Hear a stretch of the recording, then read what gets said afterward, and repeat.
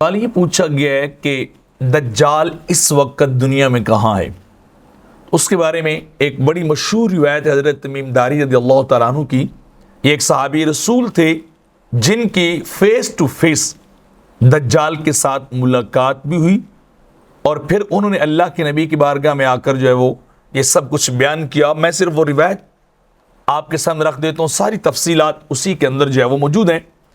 فاطمہ بنت قیس روایت کرتی کہ اللہ کے نبی نے لوگوں کو بلایا، وہاں آپ نے جو ہے وہ نماز کے لیے بلایا. جب لوگ سارے مسجد نبوی شریف میں آ گئے تو پھر آپ نے فرمایا، مسکراتے فرمایا کہ کوئی شخص اپنی جگہ سے نہ ہلے، یہیں بیٹھا رہے. میں تمہیں ایک حدیث اور ایک بات بیان کرنا چاہتا ہوں تمیم داری کی، اور وہ بات وہ کر رہے ہیں جو میں نے تمہیں اس سے قبل دجال کے بارے میں بیان کی تھی. ان کی یہ ملاقات یا ان کی یہ بات اور حدیث جو ہے وہ بالکل میری حدیث کے ساتھ ملتی ہے اور اس کی تصدیق جو وہ کرتی ہے. وہ کیا تھی؟ وہ تمیم داری کہتے ہیں کہ حضور ہم جو تھے وہ لقم اور جزام قبیلے کے 30 آدمیوں کے ساتھ جو ہے وہ سمندری سفر پہ تھے، تو ہمارا بیڑا جو ہے وہ کشتی جو ہے بڑی وہ حادثے کا شکار ہو گئی. تو تقریباً 1 ماہ تک ہم سمندر میں گھومتے گھومتے ایک جزیرے پہ جا پہنچے. جب ہم اس جزیرے پہ گئے تو وہاں ایک عجیب سا جانور ہمارے سامنے آیا، اور اس جانور کو ہم پہچان بھی نہیں سکتے تھے کہ اس کی دم کس طرف، اتنے بال تھے اور منہ کس طرف ہے. ہم نے پوچھا تم کون ہو؟ تو اس نے کہا جی میں جاسوس ہوں. ہم نے کہا حیرت کی بات ہے، یہاں کی ابن آدم بنو ذات آدم ذات جو ہے وہ نظر نہیں آتا اور تم کہہ رہے ہو کہ میں جاسوس ہوں. کس شخص کے جاسوس ہو؟ اس نے کہا چلو جو وہ آگے ایک شخص ویرانے میں ہے.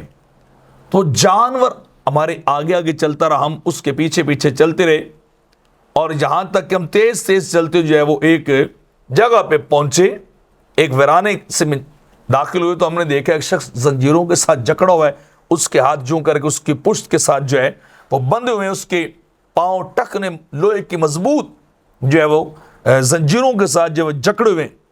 تو ہم نے اس سے کہا بھی اے کمبخت تو کون ہے؟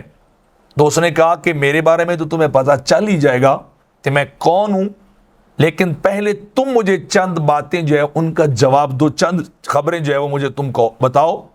تو تمیم داری کہتے ہیں ہم نے اس سے پوچھا کہ ہاں بتاؤ تم کیا پوچھنا چاہتے ہو؟ تو اس نے کہا مجھے شام کے نخلستان کی خبر دو، شام کا نخلستان کیسا ہے، اس کے بارے میں تم جو ہے وہ مجھے بتاؤ. تو ہم نے کہا کہ وہ وہاں بہت زیادہ سبزہ اگتا ہے، پھل لاتا ہے. تو اس نے کہا قریب ہے کہ وہ نخلستان خشک ہو جائے گا.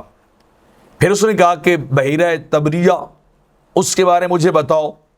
تو ہم نے کہا کہ اس میں پانی رواں دواں اور خوب جو ہے وہ پانی اس کے ہاں جو ہے وہ چل رہا ہے. تو اس نے کہا ان قریب وہ جو ہے وہ بحیرہ خشک ہو جائے گا، وہ پانی کا سمندر چھوٹا سا جو ہے وہ خشک ہو جائے گا. پھر اس نے جو ہے کہا مجھے شام کے چشمے کے متعلق بتاؤ، کیا اس میں پانی چل رہا ہے؟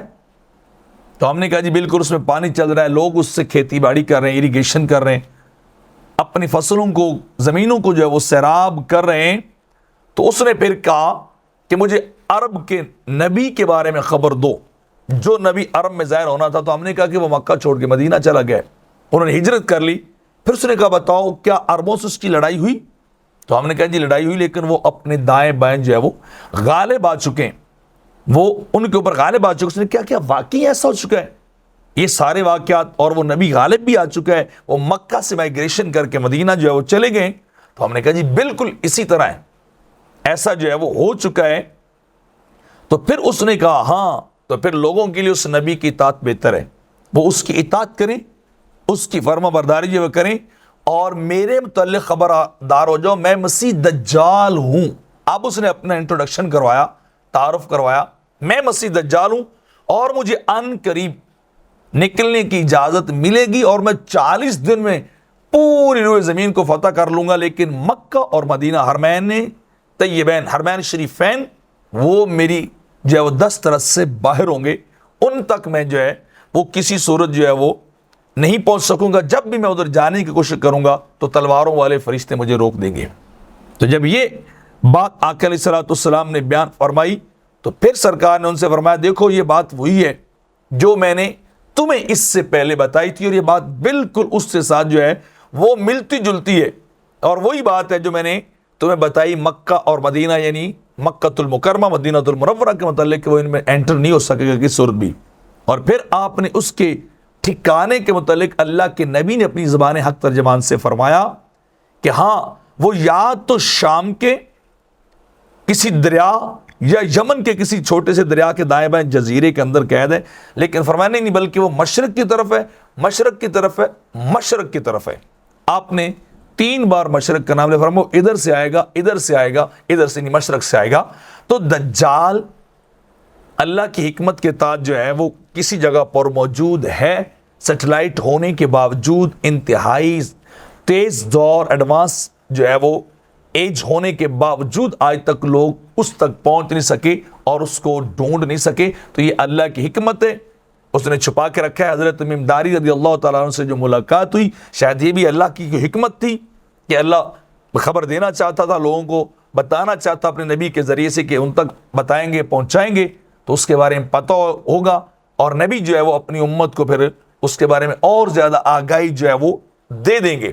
تو بہرحال دجال جو ہے وہ موجود ہے، اب کہاں ہے یہ اللہ و رسول عالم۔